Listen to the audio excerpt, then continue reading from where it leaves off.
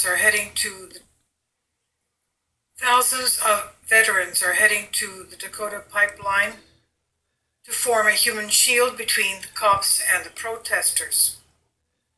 More than 2,000 U.S. military veterans have formed Veterans Stand for Standing Rock and plan to act as a human shield around protesters demonstrating against Dakota's access pipeline.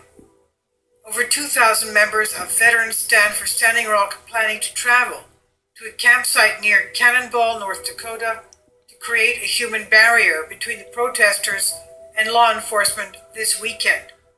The news comes just a day following the U.S. Commission on Civil Rights accusing law enforcement of using military-style equipment and excessive force against Native American protesters. RT America says excessive military-style force used on DAPL. Thousands of veterans are heading to the Dakota pipeline to form a human shield between the cops and the protesters. More than 2,000 U.S. military veterans have formed Veterans Stand for Standing Rock and plan to act as a human shield around protesters demonstrating against Dakota's access pipeline. Over 2,000 members of Veterans Stand for Standing Rock are planning to travel to a campsite near Cannonball, North Dakota, to create a human barrier between the protesters and law enforcement this weekend. The news comes just a day following the U.S. Commission on Civil Rights accusing law enforcement of using military-style equipment and excessive force against Native American protesters. RT America says excessive military-style force used on DAPL protesters, U.S. Commission on Civil Rights says, November 30th. Eric Lizardo Marroquin, one of the Veterans Standing for Standing Rock members, told RT America's Ed Schultz that they acknowledge the risks of coming into conflict with law enforcement or other authorities that have been accused of excessive force. Quote, "When we get there, we're not just Latinos, blacks, or white. We are veterans," Marroquin stated, adding, "So they will be shooting or threatening the uniform of the United States military, but it doesn't have to get to this point," end quote. The veterans are not only hoping to offer some protection to the protesters, but also a respite from demonstrating. Ashley Jennifer Parker, a Coast Guard veteran and spokeswoman for Veterans Standing for Standing Rock, said, "We want to give them a moment of peace so we can take a little bit of pressure off." The veterans will be going to the Oseti-Sakowin campsite, which has been the target of a number of recent orders from the government.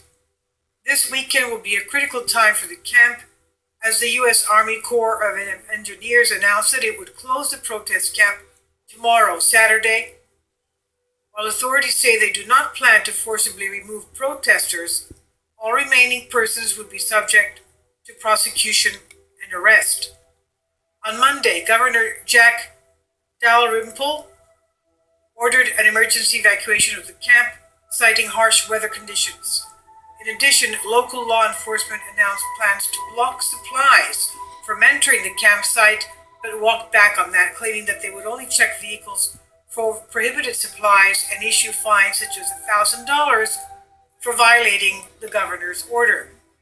However, that did little to deter veterans standing for Standing Rock, who appear motivated to supply and support the cause.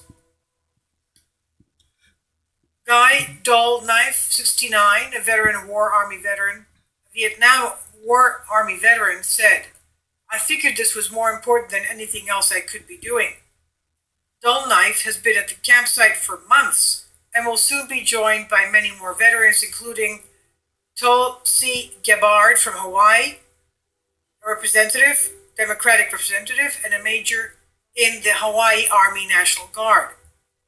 Parker explained to USA Today that she and other veterans are not concerned about violent treatment because it would only bring more attention to the cause. Quote, "We're hoping if we stand together in formation and look the aggressors in their face, if they can treat us the same way as protesters, then that should showcase to the American people what's going on up there, said Parker. I'll leave a link below for you for this. There's also embedded videos you can watch.